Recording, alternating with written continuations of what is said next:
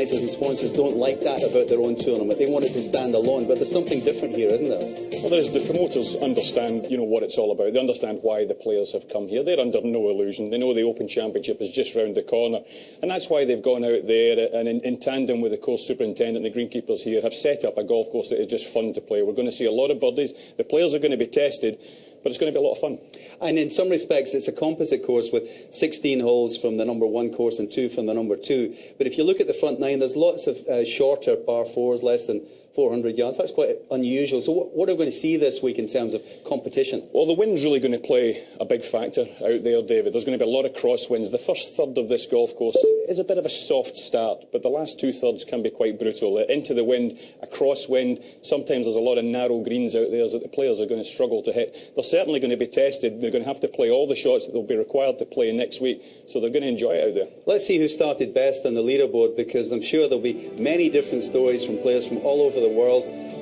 Right there in second place at the moment, Matt Kuchar, one of the Americans who really represent the tour well, and at the bottom Jimmy Walker, Russell Knox, a Scottish player who plays on the American tour. But right at the top of the board, Michael Lorenzo Vera of France. He didn't have the best first 3 days in his own Open last week, but he had a great final round, took lots of fans. Isn't it amazing how often that happens? They bring confidence from that final round to the next week. Yeah, that's right, and I think a good lesson for everybody. They've got to understand that no matter how bad they're playing, 18 holes can potentially turn their season round, and Michael's out there today. That's a great score through the first 10 holes.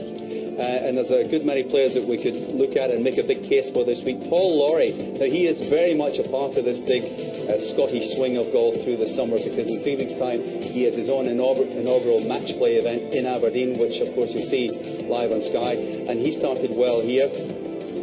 Level par. It remains to be seen whether that will be a good score at the end of the day, but one of the players on that is Oliver Wilson. One player that went through on the board there, Graham McDowell, and Graham didn't have a good defence of his title last week in France, and he said that he was sort of in technical overload and he had to get back to basics. You've talked to him this week. What's he saying? Yeah, he was disappointed, obviously, with his performance last week in France. He really wanted to go out there and defend. It just didn't get it going. It's a common ailment, really, amongst players that are always striving to improve, always striving to climb to the top of the world rankings. Constantly seek technical advice. You end up, it's like the cup just filling with water. Eventually, there's not enough room for it all, and it just spills out. And a little bit messed up at the minute internally, but hopefully, certainly with the experience, he can sort it out and get back to his best. We hope so. There was no disappointment for Justin Rose in this event 12 months ago at Royal Aberdeen. He won it, and he comes in here full of confidence, and before play started, he talked to Tim Barter. Justin, how would you assess your season so far? I would say up until recently it's been feast or famine. The start of the year wasn't very good at all, and then I started playing really well. I feel like every time I have played well this year, I've converted it into a top 2 finish anyway. So, all in all, I feel like I've got to the summer in a good place, playing well, and looking forward to the tournaments coming up. Which aspects of your game are you particularly pleased with coming in this week, and is there anything that needs a bit of work?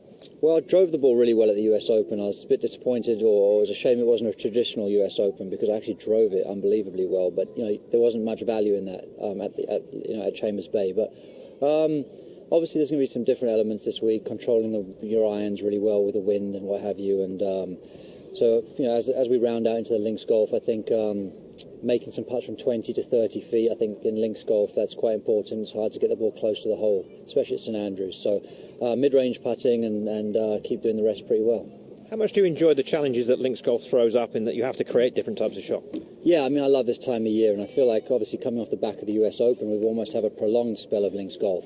It's quite weird to see the UK being much greener than the US. I played St Andrews the last couple of days, and it's definitely looking very green, but it's looking in great shape. So, you're still going to have those tests, though, that you normally face. Like I said, the wind is always the big factor, depending on the forecast, but this year, potentially at St Andrews, you're going to have it a little bit less fiery and less bouncy from years past, but you still got to avoid all the bunkers. You've got to be strategic off the tee. The Scottish Open last year, I mean, I hit so many irons, mid-irons even off the tee. Coming down the stretch, I was hitting 6, 7 irons, even 5, 4 irons off the tee to hit 5 or 4 iron into the green. So you play the game very differently as you traditionally would in most other weeks. What are your abiding memories of that win last year here? Really winning on a links course, I think, for the first time in my career. I'm going to use that as a big source of confidence these next 2 weeks. But, getting better each day as well. 69, 68, 66, 65. So those are some of the things. And then the photograph at the end, I had, my family and my wife's family up here. It was just a great group shot at the end. Well, he's a Sassenach who came and conquered in Scotland last year, but he's very welcome back and very popular. Really one of the great guys in golf and one of the super champions. And I suppose he says feast or famine. It would just be like the thing for Justin to find his form at this important time of the year. Yeah, absolutely. Why not? He felt he had a good chance there over at Chambers Bay. It just didn't work out. He's playing good. I know he doesn't leave any stone unturned. He's very meticulous in his preparation out there in the golf course, and it wouldn't surprise me if it goes well. Well, one player we won't be seeing this week is Rory McIlroy. I'm sure you've seen all the stories. It started with this picture, which he posted himself, about an ankle injury while he was playing five-a-side football. It immediately took away his chances of playing this week. He thought at one point he might be fit for the Open Championship, but he's since updated that situation, and here's what he said. After much consideration, I decided not to play in the Open Championship at St Andrews. I'm taking a long-term view of this injury. Although rehab is progressing, I want to come back to tournament play when I feel 100% healthy and 100% competitive. Thank you for all your support and best wishes. I hope to be back on the course as soon as I can. And I suppose that says a lot, really. Reading between the lines, he's not going to take any risks. No, I think that's right. An injury like that, you've really got to respect it and take care. And you don't want it to have any niggling long-term repercussions, really. So there's no doubt he's doing the right thing there. We obviously wish him well. It's just a shame everybody's going to be disappointed. We're not going to chance to see the world's #1 over the next few weeks. And yet the word risk is something that applies to some of the, not so much criticism, but question marks over why he was playing five-a-side football before a major next week. And, the consensus of his fellow players is that, for goodness sake, you can't wrap yourself up in cotton wool. What do you feel? No, you can't wrap yourself up in cotton wool. There's no doubt about that. He's a young man enjoying his life, having a great time and having great fun. Look, nobody's more disappointed than he is. As he said, he's doing everything to try and recover as quickly as possible. I probably wouldn't have been playing football 2 weeks beforehand, but there you go. Something that should be made clear, just for anyone that's in any doubt about it, it wasn't a tackle. He was on his own and he just tripped and fell. I mean, that could have happened on a golf course. It could have happened on a golf course. It could have happened down the street. Yeah, it's just one of these unfortunate things. It's there. There's nothing he can do now. He's looking after himself, and like we say, hopefully he'll make a quick and speedy recovery. Well, it certainly points up the opportunities for all the other players, certainly Jordan Spieth next week. But Phil Mickelson is one who might have a say in that next week. He's won this before and gone on to win the Open Championship in these parts. He loves it here. Let's hear what he had to say earlier this week. Phil, how would you assess your season so far and your form coming into this week? It's been on the uptick. It's been on the upswing since the Masters, where I finished second and played well a couple of other weeks. But these last 2 weeks, I had a nice little breakthrough. So I'm much more optimistic now heading into the rest of the season, ball striking wise especially. So I'm cautiously optimistic this week. It's the best I've played in quite some time, so I'm excited about this week. What about playing links golf? Some players tell us they don't really change the game very much. Other guys say they adapt it heavily. Where does Phil Mickelson come from in that respect? Well, the shot that's required is totally different. You know, it doesn't. It's much more difficult if you're trying to fly the ball and stop it as opposed to keep it on the ground when the wind is blowing. Links golf gives you an option to play a variety of shots, but the best shot to play is based on the conditions at the time. Sometimes it's through the air, sometimes it's through the ground. I like that versatility. In that Scotland has such a great history in golf, how special was it for you to win a Scottish Open on a classic links course? The best. It was the best. It was critical and very instrumental in my success in the Open Championship at Muirfield 2 years ago. Having that first win here in the Scottish Open, having success on links golf, and that confidence was very instrumental in finally breaking through and winning the British.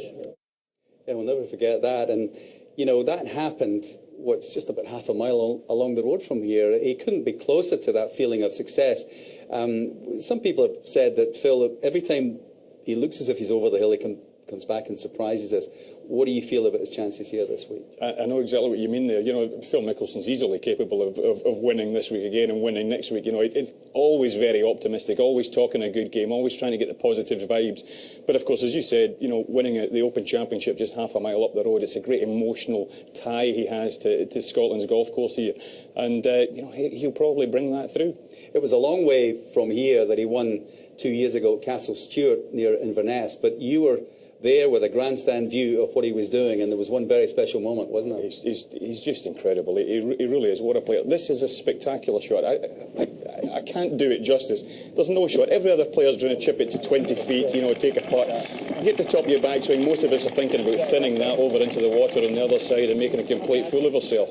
And he stopped it short of the pin. It was just one of the best shots I've ever had the pleasure of witnessing in my life. And how's the course for him this week? You were talking about crosswinds, and you know, it's lovely out there today, but it's cool. You know, will he adapt to that, especially today because there's no rain? All depends what he does with his driver. If he's his driver in his hand, you know, he can put it in trouble round here. The rough is fairly sparse, but if you go outside the spectator ropes, it's thick. If he can just be disciplined enough, keep it in play, then with his short game skills, which he'll need round there, you know, he could be dangerous. Well, he's one of the headline Americans, but Matt Kuchar is one I mentioned on the leaderboard earlier. He's going well, and here he is.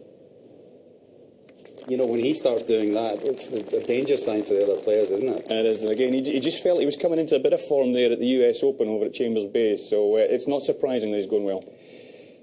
So there's the scene, and that's what it does for him. Still one off the lead, held now by Matthew Nixon of England. So Englishmen are doing well on that leaderboard. Mark Forster's another one. But still, Russell Knox is right behind Ross Fisher there at 2 under par.